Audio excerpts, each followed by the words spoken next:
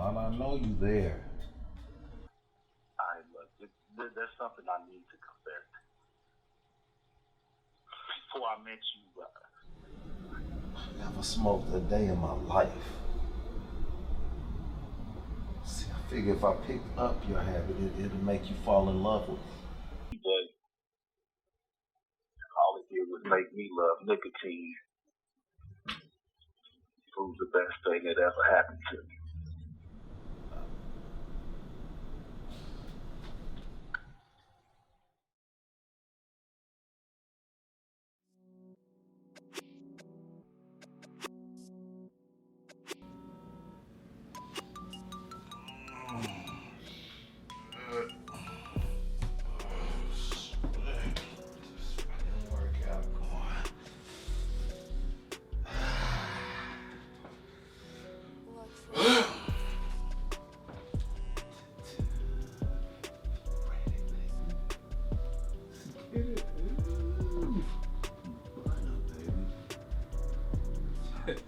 Man, check this out. So you ever been to a club? Yeah. Bar? Yeah. A job? Or even a family reunion? Look, man, smoking like a cult. Society makes us congregate away from everybody. Most of us should borrow a cigarette, a lighter, or even just ask a hit from a complete stranger. Now that's called a fraternity.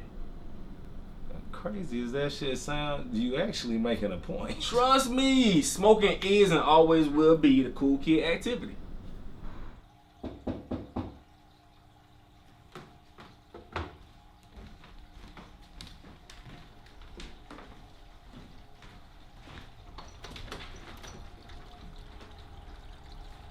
Can't live without you, Lana. You need to leave. Can I talk? There's nothing else to say. And as soon as this project is complete, I'm leaving to pursue other endeavors. I understand why you hate me. But what I did to you was despicable. Ratchet. Just hear me out. You know, I found somebody who worships the ground that I walk on. You don't love him. So today, right, I'm at the food truck with the crazy Asian lady. She gonna sell me the last green tea. Now apparently, every day Alana buys a green tea. You know what I mean? So needless to say, she gonna come up to me and accuse me of taking her green tea. Alana. Man, you are stupid, dude. Look, man, I don't know nothing about no green tea. But your dilemma easy, because cigarette smokers are some of the friendliest people on the planet. Listen to me now. You do what I tell you, she be eating out of the palm of your hand in no time. This dude read one too many Iceberg Slim book, and now he expert on love and relationships and whatnot. Oh, snap, come here, How do you do? I knew you like good stuff up. yeah. Oh, what you got going on tonight? Now this for Alana, you know. Oh, Yeah, what go romance? Oh, well, you know, we just figure we relax a little bit after work, you know. Need some way to get the creative juices flowing, you know what I mean? Nah. Good to meet girl and puck. Better puck meet and girl. No, Kamiko, not like that. Oh, You go. stop.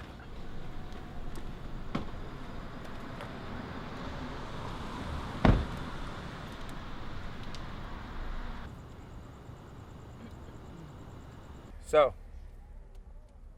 what's going on, Kamiko? Yeah, purchased two. Hey. I'm sorry. He purchased cigarettes, Alana's favorite spirits, no condoms. Good man. How are you gonna say good man when it got cigarettes? That's an easy fix. What the hell is going on here? I was just about to call you to tell you the good news. What is she doing here? I could explain. Wait a minute. I'm the father here. I don't have to explain anything to you. Not you too, Dad. You've been lying about being sick. Baby. How could you? Baby girl, everything I did was for your own good. Don't call me that ever again. I don't even know who you are anymore. You were the one who told me to start dating again. You know, I just asked you a question, and your attempt at deflection just proves that you aren't man enough to answer it. I am still your father, and you will respect me. I respected you before because I owed you that. But after you lie to me, I don't care who you are. All respect is off the table. Hey guys, let's not say something we're gonna regret later. Stay out of this, you backstabbing bitch. This is between my father and me. Sammy is my business. Alana, enough. Taylor. I'm sorry. I just can't do this.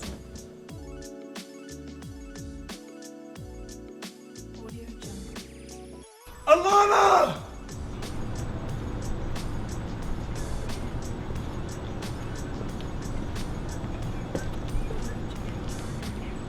Dad, I think I just lost the best thing that ever happened to me. What am I gonna do?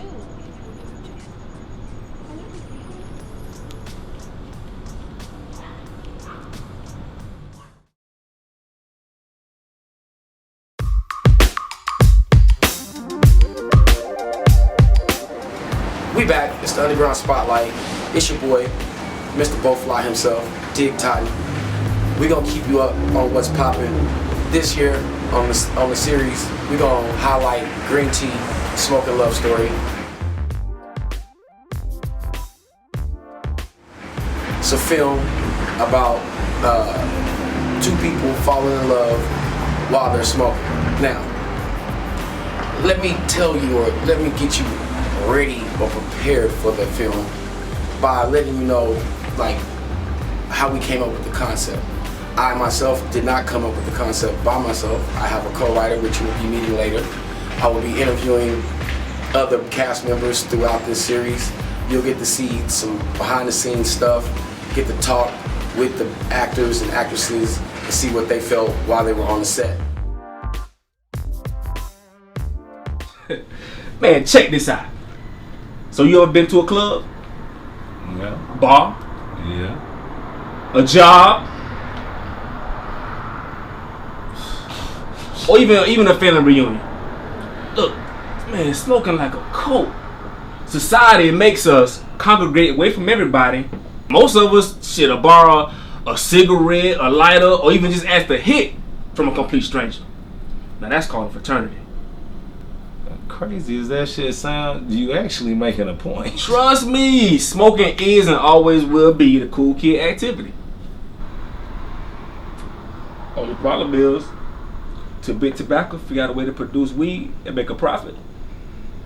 Then we might start seeing a change in the way cigarettes look upon. Man, them big tobacco companies spend a gang of money advertising to keep you off cigarettes while keeping you addicted. Man, even better point. Mm-hmm. See, first thing they do, they gotta get you off the e-cigs. So that's when they come with the e-cigarettes. And that shit can easily be switched to e-whacking tobacco. Now imagine if they legalize weed and all the fields switch over. And that's not propaganda?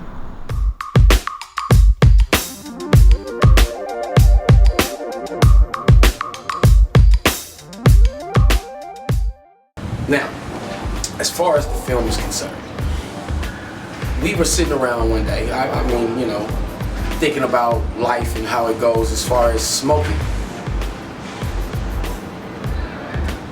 So, we took a look back. We go back from 70s and the 80s when you could, you know, smoke in an airplane, smoke in a restaurant, smoke pretty much anywhere you wanted to, no problem. Then we moved to like the 80s, and then late 80s, they stopped letting smokers smoke anywhere. They put you in a designated area. Well, this started to build a culture for the smokers. That's kind of what this film is gonna, you know, elaborate on, this culture.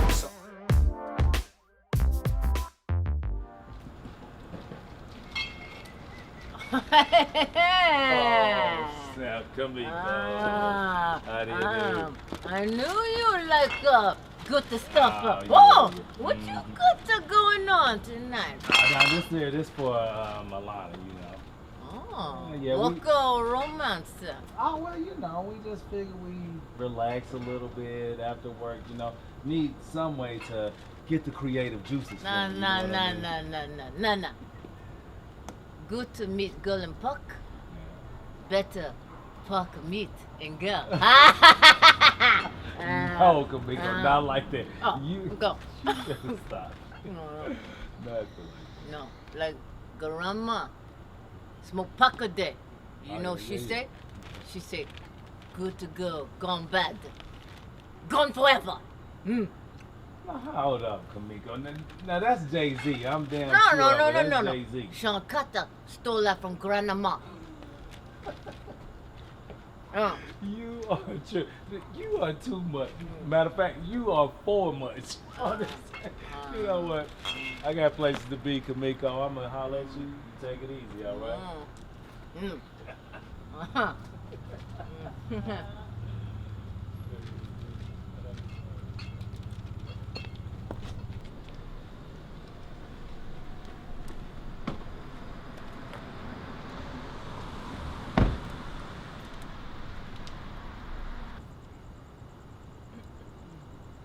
So,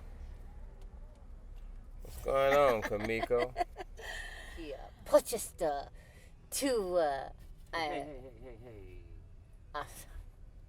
I'm sorry. He purchased cigarettes, Alana's favorite spirits, no condoms. Good man. How are you gonna say good man when it got cigarettes? That's an easy fix. But I'm gonna need your help. You think you can handle it?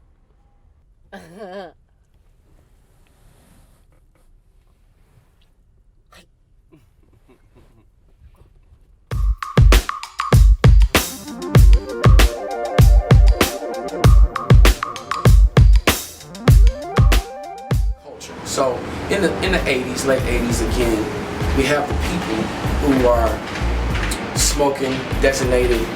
Now we go move into the 90s where they start making smokers go outside. So now the smokers are outside smoking, and just like anything, they're meeting and enjoying each other's company because, hey, let me bum a cigarette. Hey, can I use your lighter? Hey, what do you smoke? And now it starts a conversation. I'm pretty sure plenty of relationships have started and plenty of relationships have broken up. You gotta think of the flip side. If I'm with the non-smoker and they're inside and they're not smoking, I'm outside with the smoker, I'm having conversations with people that they are not, which again is building a culture. So we move on to like 2000s. So now smokers are outside, the culture is thriving. They come out with this thing called vapes or e-cigarettes.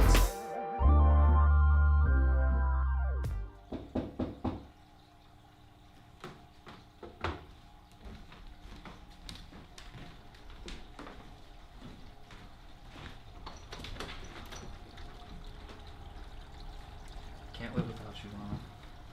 You need to leave. Can we talk? There's nothing else to say. And as soon as this project is complete, I'm leaving to pursue other endeavors. I understand why you hate me. But what I did to you was despicable. Ratchet. Just hear me out. You know, I found somebody who worships the ground that I walk on. You don't love him. You and I were written in the stars. I'm calling the police. I brought you these. You and your roses can get the fuck out.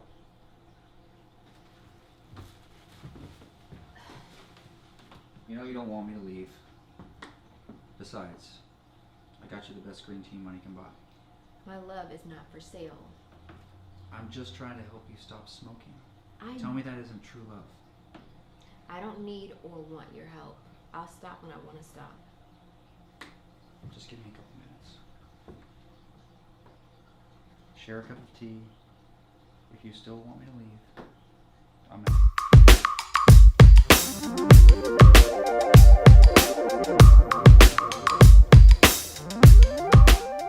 E-cigarettes. So people on the e-cigarette tip should be on the cigar. But the people on this e-cigarette tip, they are allowed to smoke inside the restaurants or wherever they would like for a moment or two. And then all of a sudden, the non-smokers were like, no, you gotta get outside with the smokers. So, what do? They go outside with the smokers. What ends up happening is it starts to make a shift in the culture because no one is asking another person to borrow their vape to hit it or their rig or whatever you call it to smoke. So now we have smokers out there, both smokers, some people on vape, some people on regular cigarettes or cigars, some people even on weed. If you're in California, Seattle, you know what I'm talking about. Shouts out, 420, there we go. But yeah, so that is pretty much the basis of this film. We want to,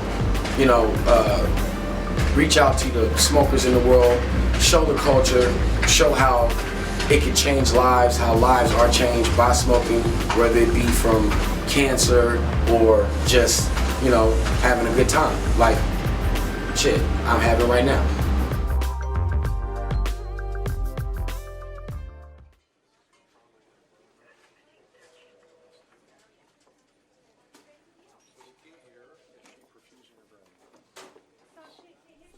Hey, Big Daddy. You ready for your blue pill?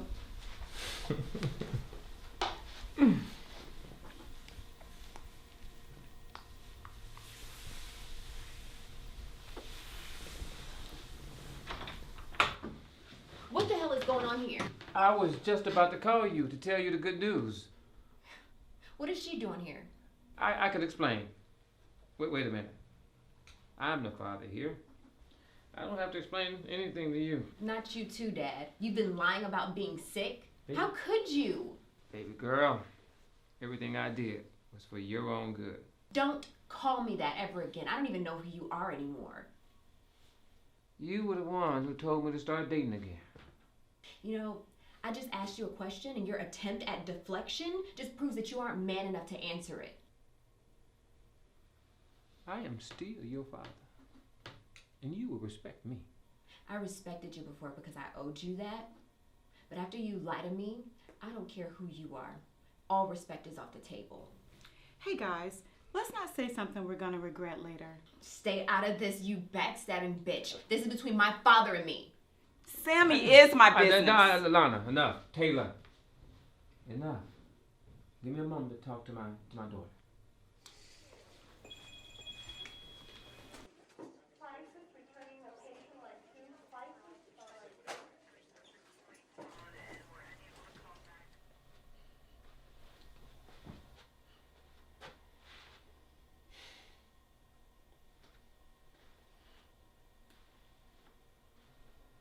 Alana, please, let me explain. I'm wondering if you had died, if the pain would feel as bad as it does right now. Look, I take full responsibility for my actions.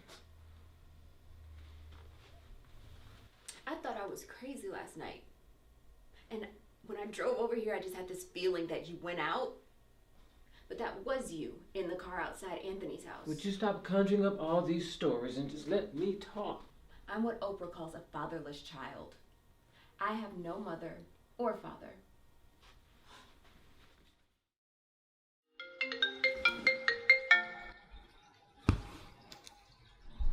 Come on, Mama, I know you there. There's something I need to confess. Before I met you, I never smoked a day in my life. Look, man, smoking like a cult. Society makes us congregate away from everybody. Most of us will borrow a cigarette, a lighter, or even just ask to hit from a complete stranger. Now that's called a fraternity. Now come in, How do you do? I knew you like good stuff. Yeah. What you got going on tonight? Now this for Alana, Oh, yeah, what go romance? Alana. Man, you are stupid, dude. Look, man, I don't know nothing about no green tea. But your dilemma easy, cause cigarette smokers are some of the friendliest people on the planet. Sorry, I just can't do this.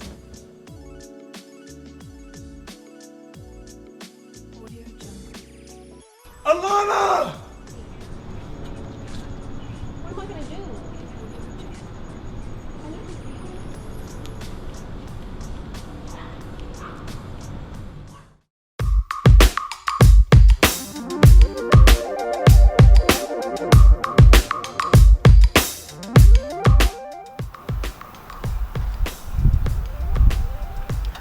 Well, I will have to say, before the movie, I mean, me and the writer, co-writer, director, producer, we go way back, and I can say we smoked a long time, but we ain't never been cigarette smokers. So the smoking before the movie, like I said, I never really liked the smell of cigarettes at all, and before or after the movie, so it's not like I smoked enough cigarettes on that joint to pull me in, and now I was addicted to the nicotine of it.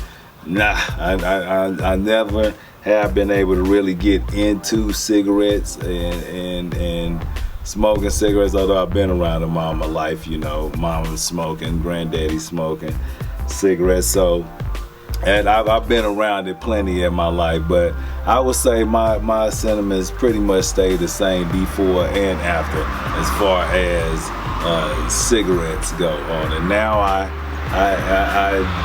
purely just smoke deep. I've had my times with the cheap blacks and cherry blends and the whole spectrum of cheap cigars, you know, but try to keep it on a finer level with my stogie smoking now on it, and smoking, period.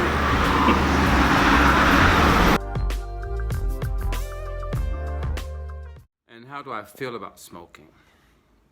How do I feel about smoking before and after the movie? My thoughts about smoking have not changed. I mean, I've been around smokers all my life. I understand the dangers of it. And but it's interesting now with this the crisis going on with vaping, so it'd be interesting to see how that plays. Okay.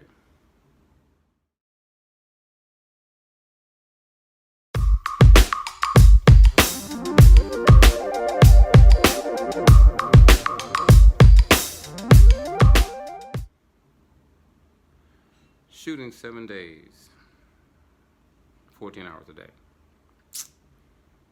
We can do better. We can do better. Actually, and we just have to plan better. But you know, it was guerrilla, and I think the end result should be worth it. But next time, let's do better.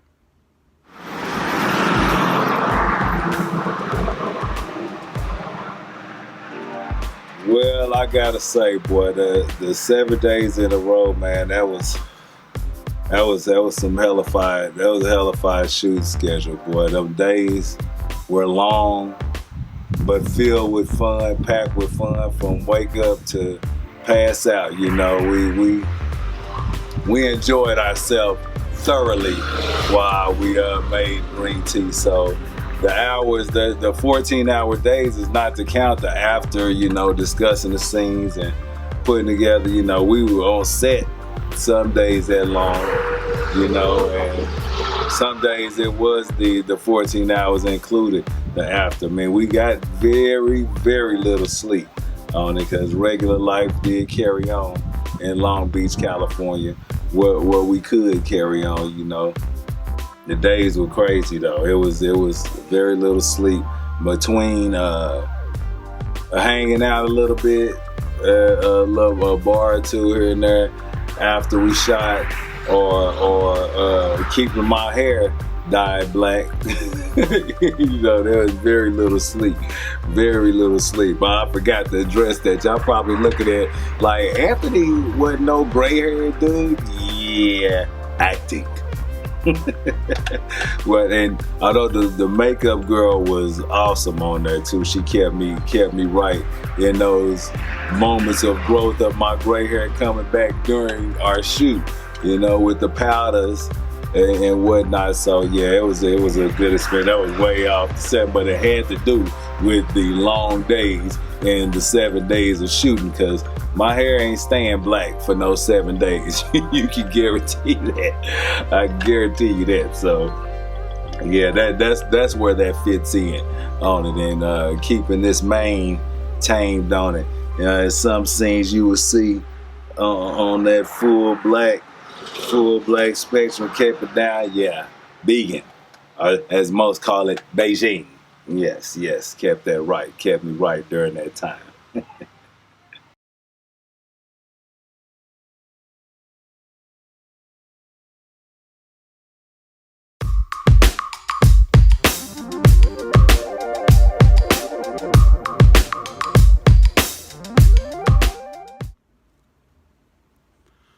That's a tough one. The sort of person that's going to love this show.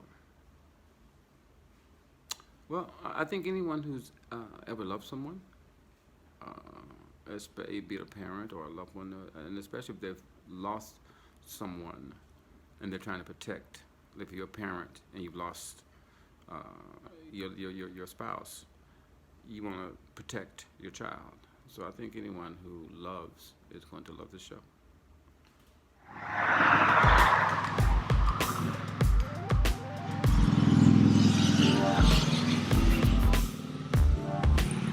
The type of person that's gonna love this show is everyday people, you know.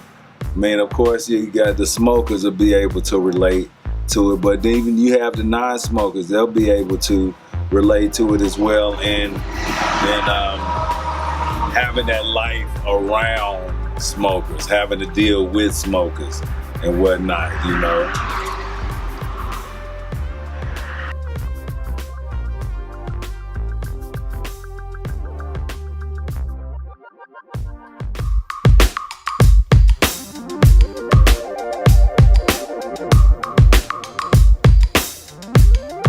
I'm adorning the home state, representing for us in here, LU, OKC, yes sir, you know how we do, OKC to LA, okay, LA, yeah.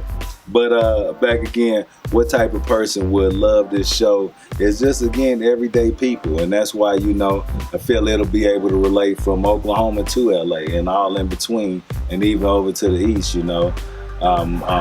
Smoking cultures, non-smoking cultures, just real people falling in love, the things that you do for love. That type of person, you gonna definitely dig this and know that sometimes you'll stretch yourself thin for what you want and love, what you think is your perfect being, your perfect mate, the perfect one for you, you know. So that's something that I really tied to. I think that's one of the questions down the line. I get down to that, but with the type of person that's gonna love this, and the reason I say everyday people is because that's what I am. That's what we are, you know. All of us are everyday people, and happen to be performers, happen to be directors, writers, you know, the whole nine. And really put our spirits in this, because the storyline, I've been around for quite some time, and knowing E and Tracie, you know, as long as I have, knowing that this whole love story and whatnot came about, you know, I'm very familiar with it. So I've seen this scenario as a bystander, a good friend, looking at their relationship building this story, and then other dynamics of it too as well, that of course you'll be able to see, and whoever you are will tie to that in whatever nature you tie to it in. But that's what I say, the everyday person is going to love this, male, female, whatever.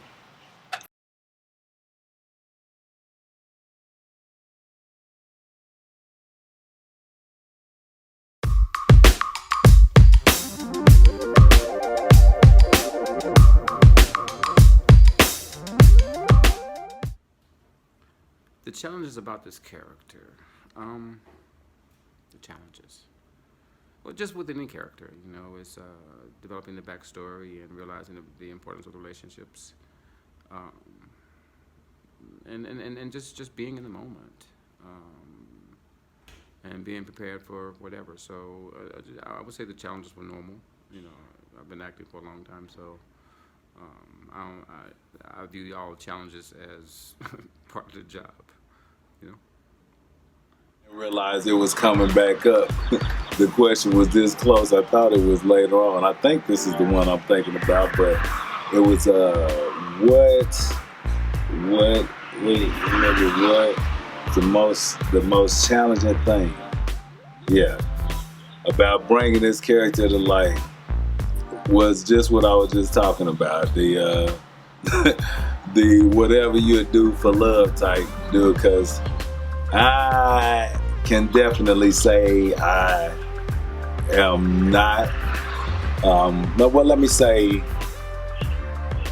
living out. Like I've been in relationships or coming into a relationship to where I wanted to do some things on it, but just wasn't gonna take myself out of my character, Well, this Anthony boy, he's willing to go all the way there for the one which he thought, and he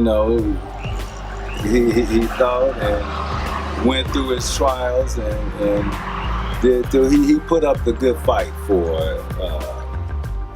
his love, and that's what I can relate to. But then the measure they go to all the way to smoking cigarettes and faking to be somebody you're not, that was the hardest part, I would say, about relating to this character and becoming him was just that, to just give up yourself to try to be with someone. That's definitely the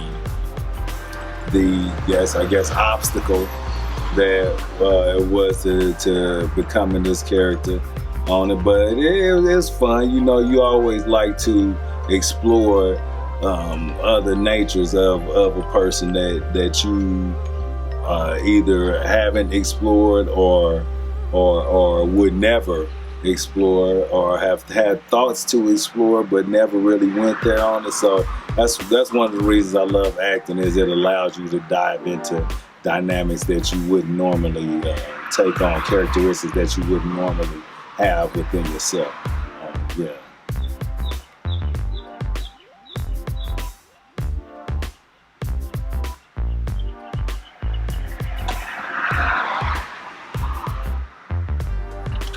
I could say I wanted to have. I was in this production from the beginning when we were just doing it as a short, and all just the hills and valleys, man, that we went through to make this, the different characters. Like I said, when it's short, there's a total difference. Hell, even for this shoot was a multitude of casting, how can we call it, on the spot casting and touching the resources, which I gotta thank my guy David Tinsley, came in real lovely on some connections on that. Much love, Big Dave. 10 Bridges Productions on it. That's another guy, that's another black filmmaker that's doing big things. But he helped collab to help us get some actors in it that was last minute on it, and that was pivotal, man. It was pivotal. So just like the hills, that just fits into, I say, the trials and tribulations to get this done. Even with the fact that way back when it was being started, like I lived in California, around close to, we were out there together, he and I, and lived close to he and Tracie, and we'd be able to work on these. Well, now I'm being back in Oklahoma, that was another trial to overcome. So I think it was a must that I was in this production. You know, I would have felt crazy to see it finally get put into production and be in post-production. And I know we would be discussing it still, and to see somebody else as Anthony, that would have just felt crazy as hell. And I just know that couldn't have been. So to not be in this production would have been a catastrophe for me. I would have been very upset with that. So I just felt like it was a must that I was involved with this production, and really couldn't have had it any other way. I pretty much, I was working at the time and had to take off to go out there for the shoot of it, and it was a whole lot to get it done, but we got it done, you know. And I'm very thankful and appreciative that I was able to be involved all the way up to this point and moving further where we take this to the next level. I know I've got to be involved with it.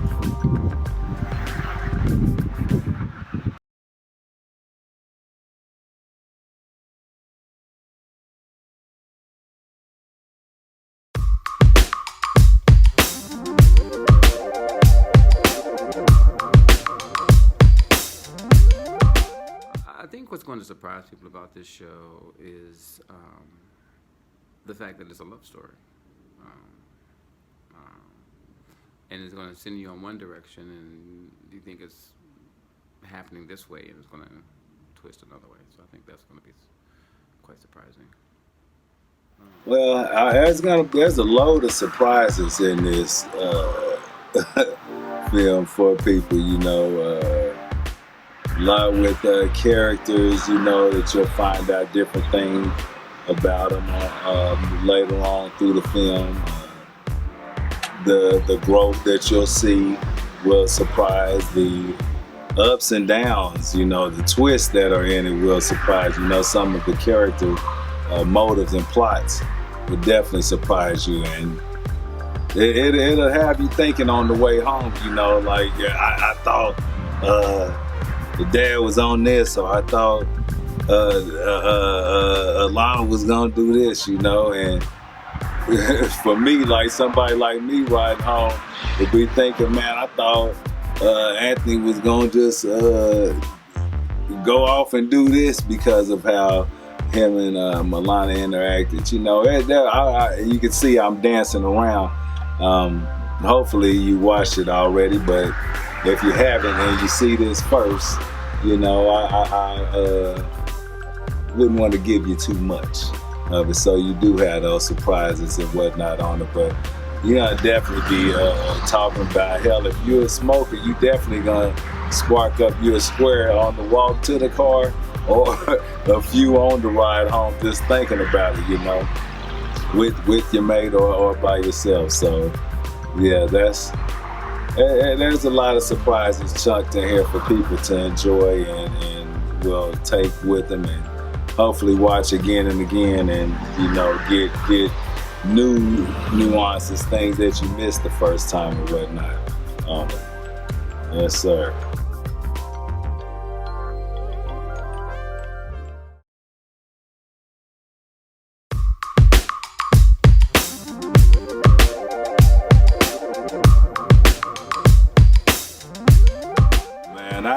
I have to say, working with everybody was a blast in this film. Everybody had a hidden funny side to them. The love and passion was there for acting on it. One of the funniest dudes was Sammy, the father. Oh my God, this dude was a clown 100% of the time. Kept us laughing, kept us entertained. And had his general hat on too, keeping us in line on getting the part. We all played a good part in that. But Sammy, oh my God, it's a funny guy. I love that dude from way back when we first met him. But man, working with him on this project, well, he was hilarious. You know, Ernie was funny. Tracie, everybody, was hilarious working in this. All the different scenes, each scene, each day had a different set of fun packed within it. And in between, like during rehearsals, nothing but laughs and stuff, man. In between shooting, there's nothing but fun. I said we had a lot of goodies, good treats, good stogies, good smoke, and it was a lot of good fun making this film. I just know that everyone's gonna enjoy it. I can't wait for it to hit this summer and really give a new light to smoking culture and really put into play what has been a long time coming and well deserved. Eric, Tracie, thank you for keeping me along for the ride this whole time, man. It's been a blast and I can't wait to see where we going in the future with this. Right on. Smokes up, everyone.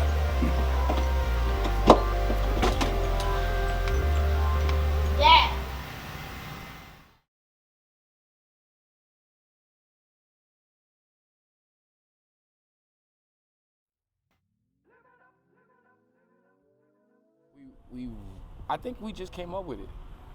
Like literally, I think because it was our lifestyle. You know what I mean? Like we met, kicked it, then we didn't go anywhere. We always smoked and sat and wrote. So it was kind of like what we did, but at the same time, we wanted, I guess, kind of add a twist to it. So we added this couple. You know what I mean? And then we wrote for him pretty much, but like. I don't know, because I don't remember him. I want to say we did write it for somebody, but because all I can remember is us trying to shoot it. But when we tried to shoot it, we tried to shoot it by ourselves. You know what I mean? Like we shot it in Hawthorne, right? Mm-hmm. And that's why it was funny because in the email you said Vivian, and I was like, her name is not Vivian. I was like, her name is not Vivian. Brenda Vivian. That is hilarious, right? Yeah, I know. After I sent it, I was like. Her name wasn't Brenda Vivian. Yeah, this has been a long time in the making. Like, for real, like, it's what, 10, 15 years we wrote it. We wrote it kind of like a short. Yeah. And it was a short with a documentary. So we had the bright idea of we're going to make a short for like 20, 30 minutes. And then from there, we're gonna do a documentary about smoking and cancer. So I think her co-worker, relatives or somebody, we went to their house. Remember we interviewed the couple. Yeah. And they quit smoking, they quit smoking like cold turkey. And then I think while we were sitting there, it was like, they were talking about cancer and smoking and everything. It was like, after they quit smoking, it was like, I don't think, this is what threw me off. And I was like, oh, this is gonna be a dope documentary. Although we didn't do it. I thought it'd be a dope documentary because he said, I think cancer, it has nothing to do with you smoking. It's the other parts of what you do with your life or whatever. You predisposed to it. And I was like, that is very interesting to me.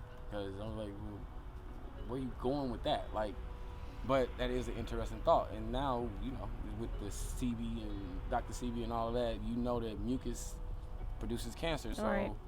You like, oh, well, he might have had a point. Although I'm sure smoking probably doesn't help with the mucus problem. But it is what it is. So, I mean, again, I'm sitting here with Tracie, co-writer. She helped with the continuity on the film. She helped with props. We all helped with everything. Like I said, everybody wore mini hats. 7-day shoot. We shot for 14 hours a day. Like no sleep. Like everybody was tired and cranky. We was tired and cranky by the 6th to 7th day. We're taking off work. All good things. Like, but it was a moment that brought us all together. It was well worth it. Well worth it. And so, what the beautiful thing about this is, when I thought about doing this as far as a way to get people in our minds, I thought about the fact that our actual story is just as compelling as what we wrote. Like, And just like we were saying before this, that like we can't even remember. It was so long ago. We can't even remember what the reason why we wrote it really, other than we wanted to write something and shoot it. So we met in 2004, 5, something like that. No, it was before that. 2000 and no, it was yeah, like 2004, 2003. 4 or 5, something like that. We met. My best friend was dating a friend of mine. Her then best friend, and her friend. So it's complicated. It's like my brother's cousin's uncle. You know what I'm talking about. But yeah, so they were dating, and then he invited me, over to a party, and he was like, I met this girl. Her name is Tracie. I think you'll like her. And I was like, all right, cool. I'm out in Cali. Whatever. And my motto is, when I throw a party, I'm like, the more the merrier. There you go. So he was like, Trey, you mind if I invite my boy E? And I'm not even thinking that he trying to hook us up. I was just like, sure. So I show up. We all chilling. You know what I'm saying? She, dressed how she dressed. She looking all good and all that good stuff. And we sitting there and talking. And she says that she went to school at Howard. And I say, oh, I visited Howard. I went to Howard, is what I said. But I didn't say it as if I went to Howard. I graduated from Langston. I had graduated from HBCU. But so the real crazy thing is she still dated me after she thought I lied in my very first few sentences to her. So let me tell you, this is crazy, right? Like, so that's what I'm saying. It's an interesting story. So I guess after that, we started dating. I had a bullshit job, and she had a pretty good job. And like, so I was like, yo, can you teach me what you do? So. And I was like, sure, why not? Because when the job he had, he used to work on weekends, and we could never do anything together. So I was like, yo, I'm gonna teach you what I know, help you get a job in the field I'm in, and then you won't work weekends, and we can have fun and do more, exciting things. And that's exactly how it started. Like, I started training him in the evenings, and my boss at the time was such a cool dude. Shout out to Cacciatorian. Yeah. I asked him, I said, do you mind if Eric come and be our intern, and I can train him? I mean, and this was during like regular business hours, while I should have been working. I'm training this dude. Right. And eventually he caught on. I mean, it was not eventually, like quickly he caught on. Probably like 4 or 5 days. It was on my hustle. Yeah, okay. No. So yeah, and that freed us up to be able to get to know each other. So again, we started dating, but at the time we're both smokers. So you couldn't really go anywhere and smoke. So this movie, I felt like mostly fit what our lifestyle was at the time. Like, I felt like we were writing about us without writing about us. You know what I mean? Like, just showing the world what we have. 2 writers, again, in that first meeting, that's why all this transpired, is we found out we both had a passion for writing. Of course, mine is definitely filmmaking all the way around. So we thought that was good. So when she frees me up with her talents of teaching me how to do this gig that we both still do, frees me up, gives us time to write, gives us time to know each other. So eventually we make the leap to living together and like blending friends and family. Everything is linking up together. Then of course the natural thing is to get married, right? So that's what happened. Got married. And shit, nothing wrong there. Everything is good. We hit a rough patch, got a divorce. Lasted almost 3 years. 3 years. So no, wait, hold on.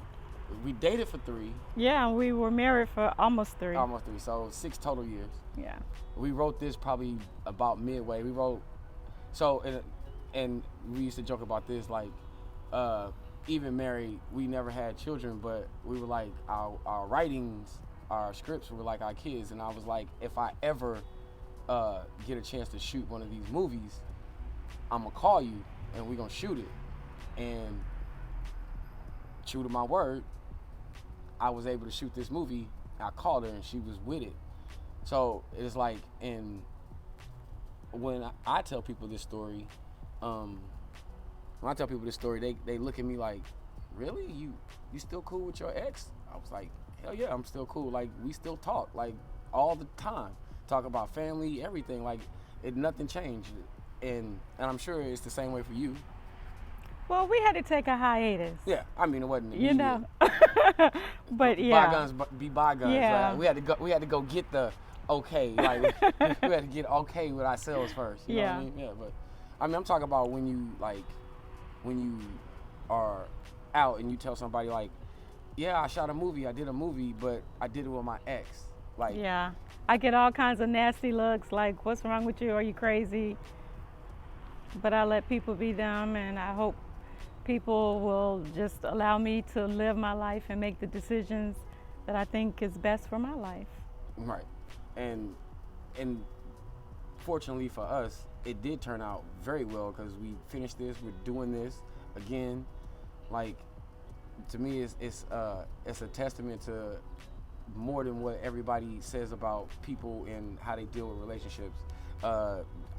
This is probably gonna put a timestamp on this, but recently Snoop Dogg just talked about him squaring up with, getting it all square with Suge Knight, and with all the stuff that happened with them. So it's like, if these people can mend and build and grow, why can't somebody that was in a relationship? Because if you were in a relationship, kind of like the movie, right? Like, in the movie, the couple goes through a hard time and they have to fight through it, and, you know what I'm saying, try to get back. And that's what it is, you know what I'm saying? So that, and again, that's probably what's funny part about that is I think we wrote the full length after the divorce, right? I don't think we made it a full length feature until like 2011, 2012. Oh, wow. Yeah, like, because that's when I was like, forget it, I want to shoot something. And I was like, I knew that was shootable because of how we wrote it, like the spots. You know, you might be right about that. I'm just thinking, yeah. Yeah. I think you're right. And that's what I'm saying. I think the whole time we were writing about ourselves and not even knowing it. Like, it. Wow. With, yeah, I mean, I'm talking about, this is reflection. Like, y'all getting this is coming to my head. It's not like I'm prophesizing or anything like that. I'm just like, wow, yeah, no, really. Like, I'm sitting here with her now and thinking to myself, wow, we really did just write a movie about our life, really. And that's dope. Like, how many people say, oh, I got a story about my life. You want to hear it? You know what I mean? Well, we actually did that. You know what I mean? So, hopefully y'all gonna like it. We know y'all gonna like it. But yeah, I feel like, what would you say, what was the, like, experience that you had in those 7 days? Like, what was the ups, what was the downs, like, you know? Oh, and how did you feel about your acting debut?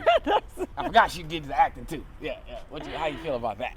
Well, I initially wasn't supposed to be an actress. We had somebody, I don't remember who it was. But we ain't gonna mention no names. It fell through. It fell through. Yeah. And next thing I was told was, you're gonna need to be Taylor, and I'm like, because you know how it's one thing to write, and then it's another thing to write and be behind the camera, and then it's a totally different thing, you know, being in front of the camera, which I'm really not camera shy, but for some reason, oh my gosh.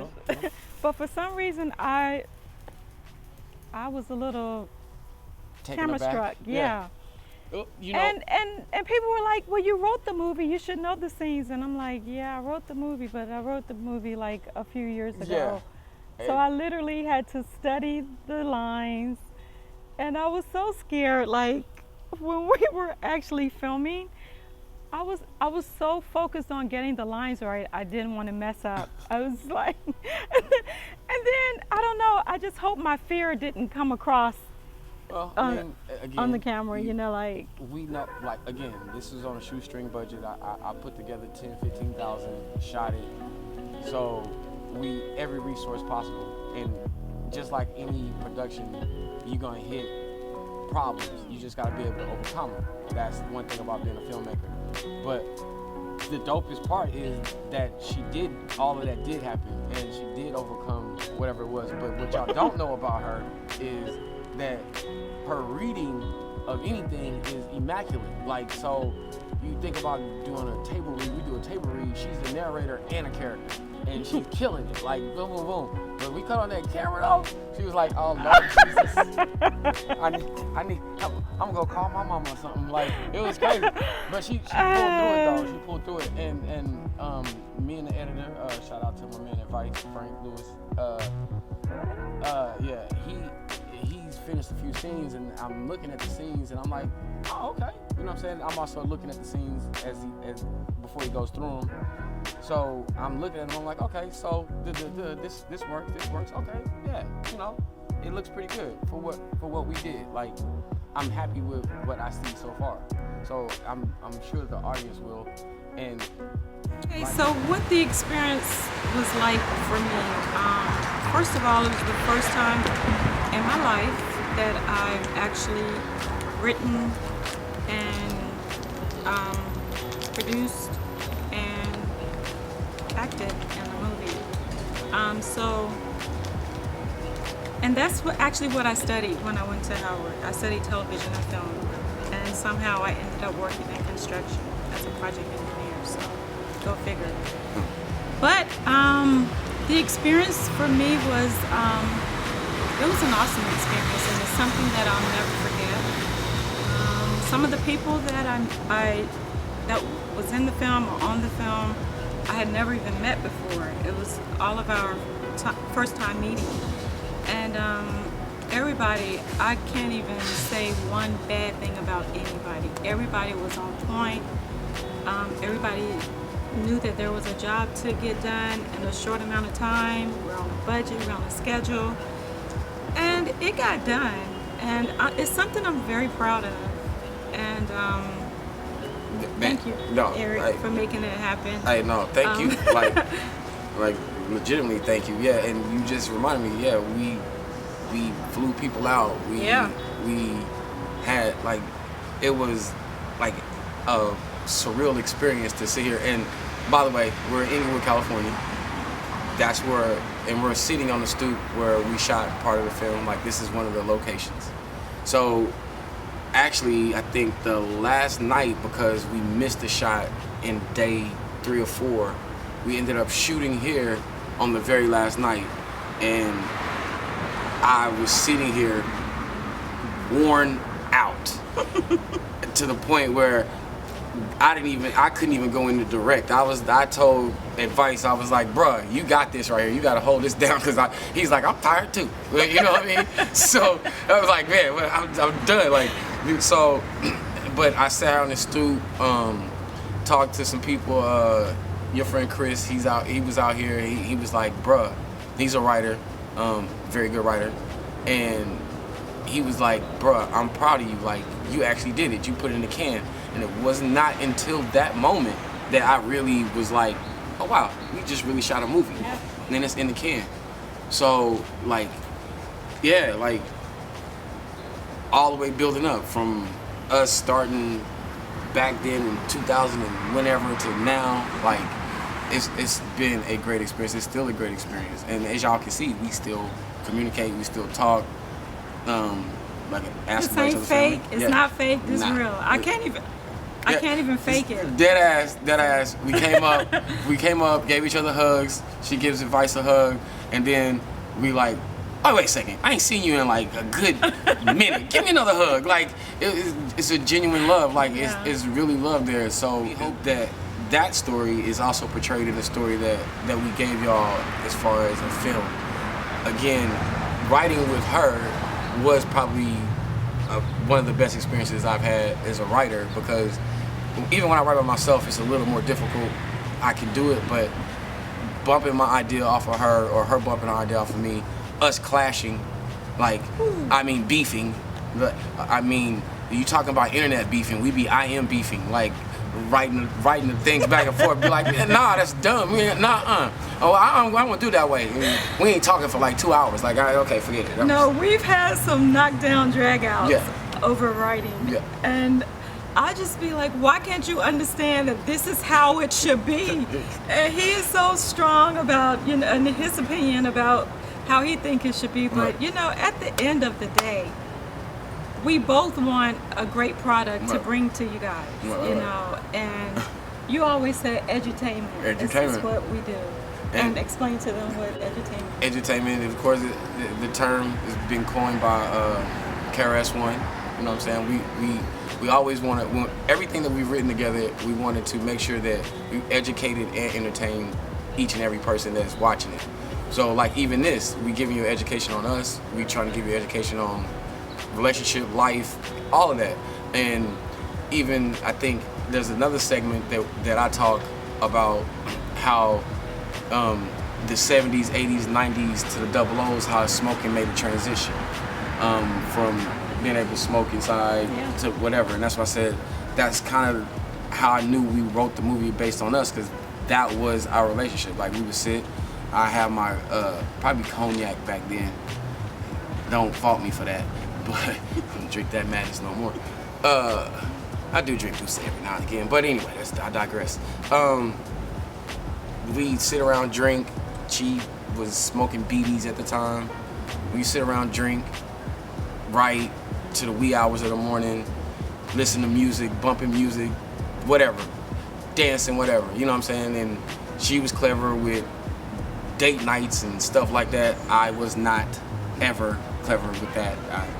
No, I'm like, oh, let's go somewhere. So when you see the film, this will make a lot more sense. I don't want to give you too much of the film either, but again, it's simply based on us. So, I mean, anything else that you want to add to, you know what I'm saying? Well, a lot of blood, sweat, and tears went into this. I mean, we both had full-time jobs at the time. Thanks. And sometimes we would be up writing 2 or 3, 4 o'clock in the morning, and we both had to be at work at like 7 or 8, you know, that morning. And it's just something that we're both passionate about. It's something that we believe in. And like I said, at the end of the day, we just want to bring a great product to you guys. That's all it is. I really believe that that's what we did. And let's just be really real about it. We got fed up with not being able to be heard. So what we do is do it yourself. Yep. As my friend advice once said, invest in yourself. So that's what we did. We invested in ourselves. We invested in ourselves in time. And you know, I read a book called The Outliers, right? And they talk about mastery and 10,000 hours and all of that stuff. And then I started to look back. I was like, you know, it was a point where I felt like I could almost freestyle a movie. Like I could, you give us something, and it's like, okay, boom. We wrote, what was that? Stepping in like 2 weeks. That's writing, rewriting. Everything. Final draft in 2 weeks. And to submit it to somebody. And not to go off of green tea, but still that's the type of level of mastery and time we spent together, getting to know each other, getting to know the writing style, knowing how to push each other's buttons, good and bad at the time, like, you know what I'm saying? But again, like everything we did, I wouldn't change it because I was better for it at the end. Like, I know even you said to me about after the film, what changed about you? Like after us actually shooting the film, you don't smoke anymore, or? Well, I don't smoke weed anymore. Right. But I do vape. Right, and that's again one of the main topics was vaping in the film. Like, and it was about, again, we touch on the culture of smoking. Like before, you could bum a cigarette, you could bum a lighter, but now that you vape, you can be like, hey yo, let me hit on your vest. And you're like, that's gross. Yeah, but you had your own. But I'm saying, look, and there we go, and we're off. Yeah, no, she did always have her own. But I mean, But even if you were smoking with your homegirls and you run out, you like, let me get that. So it's a conversation. But now if y'all got, you know, vapes, everybody vaping, you like, oh, what kind of pod you got? Oh, you ain't got one of them? Okay, I gotta go to the store. Like, or my battery's about to run out. Yeah. You know what I mean? So it's a different culture, and that's what was crazy to me is made it somehow. So there was a lot of smoking, little bit of drinking, little bit of drinking, and you know, but we stayed on task. We got it done. Like everything was pretty much on point. Like I can't. There's no complaints here. I want to shout out all the actors that put up with that. Oh my God. I just thank you guys so much for your time, for your patience, for your understanding, for helping us bring our vision to the world. Like, I just thank you guys. That's real. That's real talk. And again, and thank our moms and not even and the pops actors, and stuff. like the DP and the sound editor, and you know, well, cast and crew. Let's just say that. Like, everybody. Like, and again, it's a short list, but it was we were mighty in small numbers, like, for real. Like, and again, getting to sit here with you right now is bringing back a lot of it, because we've been so into trying to get ready to be put out that I was lost in what happened. And so another quick story about how cool we are. I actually was sitting around like a week ago, and I thought to myself, wait a second. Again, our story is just as compelling as this story. And I was like, I want to do a thing where I'm building up to the movie come out. So I hit advice and I was like, yo, what you think about this? He was like, that sounds fire. Yo, I'm gonna be in town on these dates. Cool. I end up reaching out to Trey and I was like, yo, Trey, advice is gonna come in town. I missed the dates. I'm bad. Don't follow me. She know it. I'm horrible. I lose stuff and I'm bad with dates. This is what it is. But I thought it was the 23rd, 24th, and he called me like 2 days ago, like, hey man, I'm showing up tomorrow. I was like, what? So then I have to call her like, hey, so do you want to shoot that earlier? But even giving her the concept, she was right on board. I was like, I texted her, I was like, can you get on IM? She was like, bet.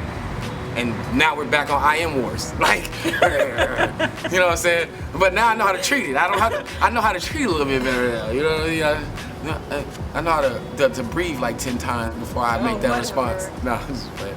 But yeah, so she was right on board, like, and came back. I was like, can you come back with some thoughts? And like a day later, she comes back with the thoughts, and I was like, see, this is what I'm talking about. Like, that's how we work. Yeah, we make each other better. Yeah. He's sitting here talking about I make him better, and you know, but it's a two-way street. Like, we push each other to be the best that we can be. Right. And so it works. And like we say, everybody in a relationship is not meant to be in a relationship. That type of relationship doesn't mean you can't be in a relationship with that person. Right. And sometimes, like, I feel like the human experience messes up when we're supposed to do one thing that was intended, and then our human experience derails it. And I think that's what happened with us a little bit, to the point where it derailed, but we had the wherewithal to take that break, get our minds right, and then come back and put together this product. And I mean, as I said, we keep repeating that, but it's a testament to that, and that's a very serious situation. Again, like, if there's anything else you want to add, because I'm good. Like, this is perfect for me. I'm feeling it. The vibe is lovely. Like, again, Inglewood, love Inglewood. First place to touch down when I got to LA, Westchester, Inglewood area. You know what I mean? That's why I'm sporting 90302. You know what I mean? So it is what it is, man. Like, again, Underground Spotlight, Green Tea Smoking Session Confessions. That's it. That's all. Thank you. That's all. So many things have changed, like, from, like, even you might even know this, but like the stores and stuff that we shot the film in, some of them don't even exist anymore. The furniture I don't have, some of your stuff in your apartment has changed. Like all this stuff was like a one-off, and we were like, we had to get it good, and I feel like we did that. But it's crazy how it affected everybody differently. Like, you stopped smoking, you know what I'm saying? You don't know, somebody could have picked up smoking, all the smoking we was doing on the set. We're like, oh, don't, hey. Motivation is what we call it. It's motivation. Look that up later and you'll get it. But yeah, it was a lot of motivation going on. I mean, again, if you not getting no sleep, you gotta